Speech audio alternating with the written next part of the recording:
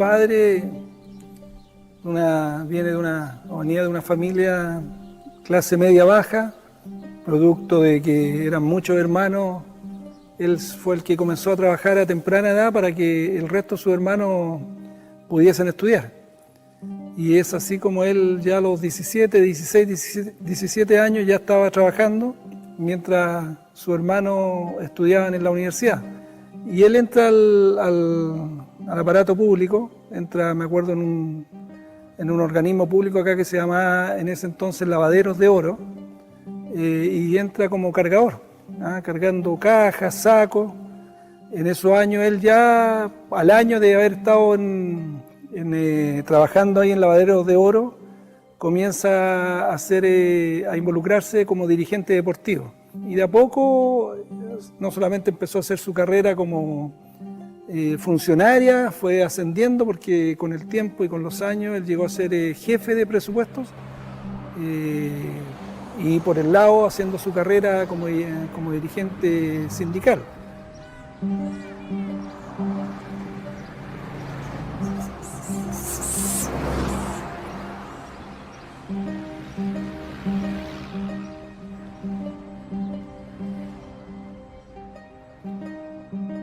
Pero en la ANEF debe haber estado 40 años, en la Agrupación Nacional de Empleados Fiscales. Y bueno, su gran referente para él siempre fue Clotario Blest, que fue el fundador de la ANEF, el fundador de la CUT acá en Chile. Y él siempre tenía ese referente, que era su profesor, y bueno, es un referente y sigue siéndolo todavía para muchos acá en Chile, dedicando toda su vida a la defensa de los trabajadores del sector público. Yo me recuerdo, y siempre lo digo en el buen sentido, porque muchos dicen la ANEF era la segunda casa de mi padre, y yo digo, no, la ANEF era la primera casa, nosotros éramos la segunda. Para nosotros como familia teníamos poco tiempo para verlo, porque cumplía el horario laboral y a las 5 de la tarde se iba a la sede de la ANEF, que estaba a unas cuadras de su trabajo, y empezaba con su rol sindical.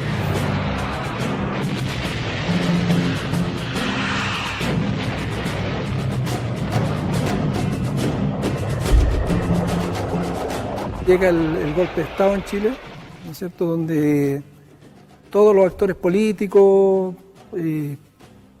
muchos asesinados, muchos relegados, muchos presos, muchos exiliados.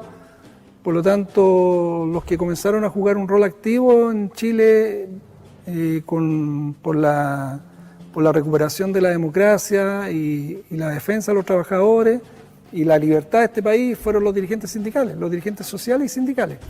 A comienzos de la década de los 80, Tucapel era ya un decidido opositor al gobierno militar y a sus orientaciones laborales.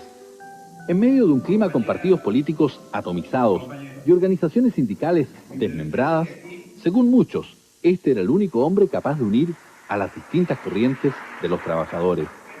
En este encuentro con las mujeres, poco antes de su muerte, Tucapel pronunció un encendido discurso en el que llamó a la unidad y a endurecer posiciones frente al gobierno. Que la unidad tenemos que hacerla hoy día, compañero. No esperemos mañana, hoy día. Y que ese sea el mandato, ¿saben? El mandato con más fuerza de ustedes. Exigirle a los hombres que tengan pantalones para que vuelva la democracia, la libertad. Ese edificio de la ANEF, que en esos años las organizaciones sindicales estaban prohibidas, los sindicatos prohibidos, pero la ANEF siguió jugando un rol, siguió con las puertas abiertas, y mi padre de a poco fue creciendo su imagen, creciendo su figura en Chile, hasta que se transformó en una, como sale en los expedientes de los tribunales de justicia, ¿no es cierto?, una piedra en el zapato para Pinochet. Fue acusado de hacer intentos por revivir la que se planteaba como una temida y desprestigiada Central Unitaria de Trabajadores, y también se culpó a la mano oscura del marxismo y del comunismo de alentar desde las sombras manifestaciones contrarias al régimen. Según sus círculos más cercanos, desde hace tiempo, los movimientos del presidente de la ANEF eran sometidos a estricta vigilancia por parte de los organismos de seguridad.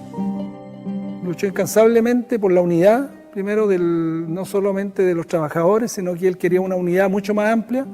Siempre quiso que esa unidad abarcara estudiantes, a dueñas de casa, no solamente a los trabajadores, sino a trabajadores del sector privado. En base a esa unidad se hicieran los esfuerzos para que Chile recuperara su democracia y su libertad. Hasta que, ¿no es cierto?, llegó ese fatídico día donde a mi padre se le secuestra varias horas y nosotros, ¿no es cierto?, sin saber de él, por casi toda la noche, aparece al otro día asesinado en su taxi, porque tenía un taxi que en su hora libre también se daba el espacio para manejar, para trabajarlo. Y claro, el día 25 de febrero se encuentra su cuerpo asesinado, degollado, en un sector muy lejano a Santiago, que era un sitio Ariazo, y que nosotros desde el primer minuto supimos que habían sido las fuerzas represivas de la dictadura. La muerte de Tucapel Jiménez, su asesinato tan cruel, tan cobarde, es una herida abierta en el corazón de los chilenos, particularmente de los trabajadores. Quiero enviar este mensaje con una instancia y salida. Para mi mujer, Aide Fuentes Salinas, a mis hijos queridos, si algo me pasa, sea para ustedes mi palabra de aliento. Adiós, seres queridos. Por último, quiero decirle a los trabajadores de Chile, a los trabajadores de mi país, a los trabajadores fiscales, a la Agrupación Nacional de Empleados Fiscales, mi querida ANEF, que los problemas que afectan a los trabajadores y especialmente al sector público, que se les resuelva. Y ojalá a la brevedad posible. ¡Viva Chile!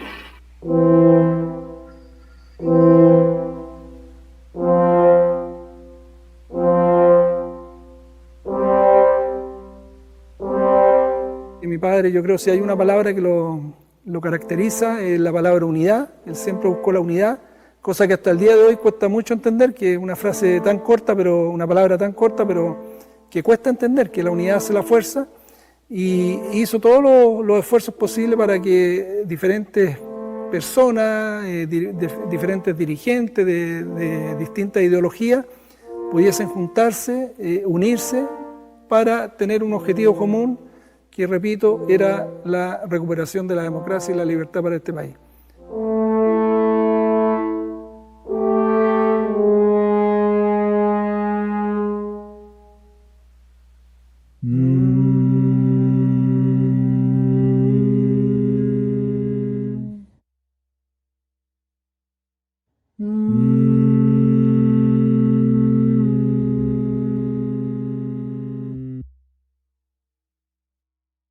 Mm-hmm.